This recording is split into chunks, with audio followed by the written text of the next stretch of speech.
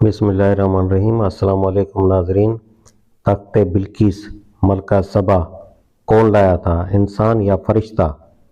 جس شخص کے پاس کتاب کا ایک علم تھا وہ بولا، میں آپ کی پلک جھپکنے سے پہلے اسے لائے دیتا ہوں۔ جو ہی کہ سلیمان علیہ السلام نے وہ تخت اپنے پاس رکھا ہوا دیکھا، وہ پکار اٹھا، یہ میرے رب کا فضل ہے تاکہ وہ مجھے آزمائے کہ میں شکر کرتا ہوں یا کافر نعمت بن جاتا ہوں۔ النمل آیت نمبر 40۔ اس شخص کے بارے میں قطعی طور پر یہ معلوم نہیں ہے کہ وہ کون تھا اور اس کے پاس وہ کس خاص قسم کا علم تھا اور اس کتاب سے کون سی کتاب مراد ہے جس کا علم اس کے پاس تھا۔ ان امور کی کوئی وضاحت نہ قرآن میں ہے نہ کسی حدیث صحیح میں۔ مفسرین میں سے بعض کہتے ہیں کہ وہ فرشتہ تھا اور بعض کہتے ہیں کہ وہ کوئی انسان تھا۔ پھر اس انسان کی شخصیت کے تعین میں بھی ان کے درمیان اختلاف ہے۔ کوئی عاصف بن برخیا کا نام لیتا ہے جو یہودی ربیوں کی روایت کے مطابق رئیس الرجال تھے۔ کوئی کہتا ہے کہ وہ حضرت خضر تھے، کوئی کسی اور کا نام لیتا ہے، اور امام راضی کو اصرار ہے کہ وہ خود حضرت سلیمان علیہ السلام تھے۔ لیکن ان میں سے کسی کو بھی کوئی قابل اعتماد ماخذ نہیں ہے، اور امام راضی کی بات تو قرآن کے سیاق و سباق سے بھی مطابقت نہیں رکھتی۔ اسی طرح کتاب کے بارے میں بھی مفسرین کے اقوال مختلف ہیں۔ کوئی کہتا ہے کہ اس سے مراد لوح محفوظ ہے اور کوئی کتاب شریعت مراد لیتا ہے، لیکن یہ سب محض قیاسات ہیں، اور ایسے ہی قیاسات اس علم کے بارے میں بھی بلا دلیل و ثبوت قائم کر لیے گئے ہیں جو کتاب سے اس شخص کو حاصل تھا۔ ہم صرف اتنی ہی بات جانتے اور مانتے ہیں جتنی قرآن میں فرمائی گئی ہے یا جو اس کے الفاظ سے مترشح ہوتی ہے۔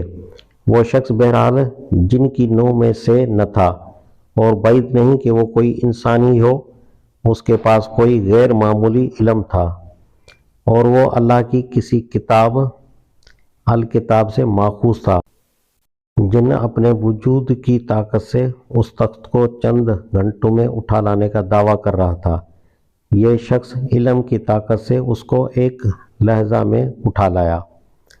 قرآن مجید کا انداز بیان اس معاملے میں بالکل صاف ہے کہ اس دیو ہیکل جن کے دعوے کی طرح اس شخص کا دعویٰ صرف دعویٰ ہی نہ رہا، بلکہ فی الواقع جس وقت اس نے دعویٰ کیا اسی وقت ایک ہی لحظہ میں وہ تخت حضرت سلیمان علیہ السلام کے سامنے رکھا نظر آیا۔ ذرا ان الفاظ پر غور کیجئے۔ اس شخص نے کہا، میں آپ کی پلک جھپکنے سے پہلے اسے لے آتا ہوں۔ جو ہی کہ سلیمان علیہ السلام نے اسے اپنے پاس رکھا دیکھا۔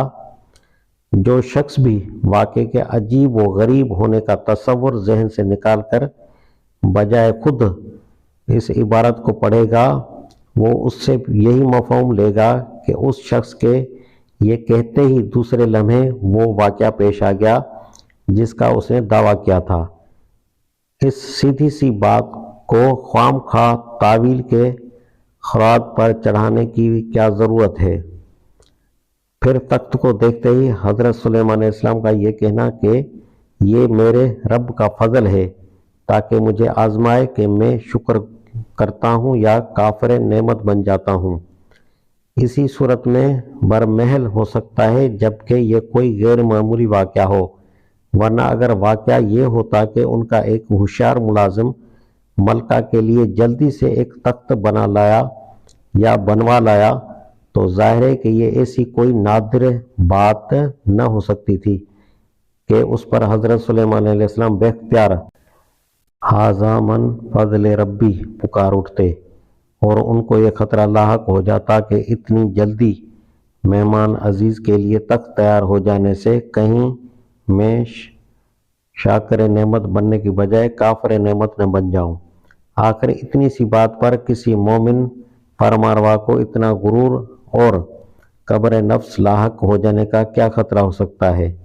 خصوصاً جب کہ وہ ایک معمولی مومن نہ ہو بلکہ اللہ کا نبی ہو۔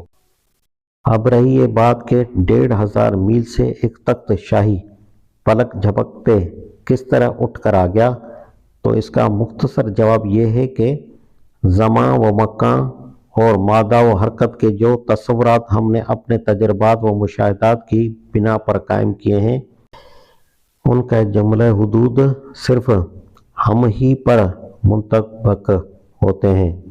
خدا کے لیے نہ یہ تصورات صحیح ہیں اور نہ وہ ان حدود سے محدود ہے۔ اس کی قدرت ایک معمولی تخت و درکنار سورج اور اس سے بھی زیادہ بڑے سیاروں کو آن کی آن میں لاکھوں میل کا فاصلہ طے کرا سکتی ہے۔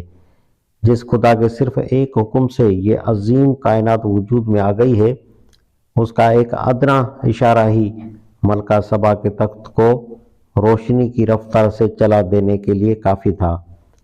آخر اسی قرآن میں یہ ذکر بھی تو موجود ہے کہ اللہ تعالیٰ ایک رات اپنے بندے محمد صلی اللہ علیہ وسلم کو مکہ سے بیت المقدس لے بھی گیا اور واپس بھی لے آیا۔